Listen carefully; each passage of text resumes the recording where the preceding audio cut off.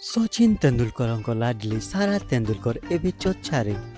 କିନ୍ତୁ ଏଥର ସେ ନିଜ ପର୍ସନାଲ ଲାଇଫ୍ କିମ୍ବା ଲୁକ୍ ପାଇଁ ନୁହେଁ, ବରଂ ତାଙ୍କର ପ୍ରଫେସନାଲ ଲାଇଫ୍ ପାଇଁ। ନିକଟରେ ସାରାଙ୍କ ଏକ ଭିଡିଓ ସାମ୍ନାକୁ ଆସିଥିଲା, ଯାହା ଫ୍ୟାନ୍ମାନେ ପ୍ରଶ୍ନ କରିବା ଆରମ୍ଭ କରିଥିଲେ ଯେ ସାରା ସତରେ କ'ଣ ବଲିଉଡରେ ଡେବ୍ୟୁ କରିବାକୁ ଯାଉଛନ୍ତି କି? ତାଙ୍କର ଏହି ଭିଡିଓ ସାମ୍ନାକୁ ଆସିବା କ୍ଷଣି ହିଁ ସାରାଙ୍କ ବଲିଉଡରେ ଡେବ୍ୟୁ ହେବାର ଗୁଜବ ବୃଦ୍ଧି ପାଇବାରେ ଲାଗିଛି। ସାରା ତାଙ୍କ ସାଙ୍ଗମାନଙ୍କ ସହ ମୁମ୍ବାଇର ପାଲି ହିଲ୍ ଅଞ୍ଚଳରେ ବୁଲୁଥିବାର ନଜର ଆସିଥିଲେ। ବର୍ତ୍ତମାନ ଇନ୍ଷ୍ଟାଗ୍ରାମରେ ସାରାଙ୍କ ଏକ ଭିଡିଓ ସାମ୍ନାକୁ ଆସିଛି। ସେୟାର ହୋଇଥିବା ଭିଡିଓରେ ସାରା ଏକ ଷ୍ଟୁଡିଓ ବାହାରେ ପାର୍କିଂ ହୋଇଥିବା ଏକ ଭ୍ୟାନିଟି ଭ୍ୟାନ୍ ଆଡ଼କୁ ଯାଉଥିବାର ନଜର ଆସିଛନ୍ତି। ସାରାଙ୍କ ଏହି ଭିଡିଓ ଦେଖିବା ପରେ ତାଙ୍କ ଫ୍ୟାନ୍ମାନେ ପଚାରୁଛନ୍ତି ଯେ ସାରା କୌଣସି ଫିଲ୍ମରେ ଡେବ୍ୟୁ କରିବାକୁ ଯାଉଛନ୍ତି କି? ତେବେ ଏହି ଗୁଜବ କେତେ ସତ ତାହା ଆଗାମୀ ସମୟରେ ହିଁ ଜଣାପଡ଼ିବ।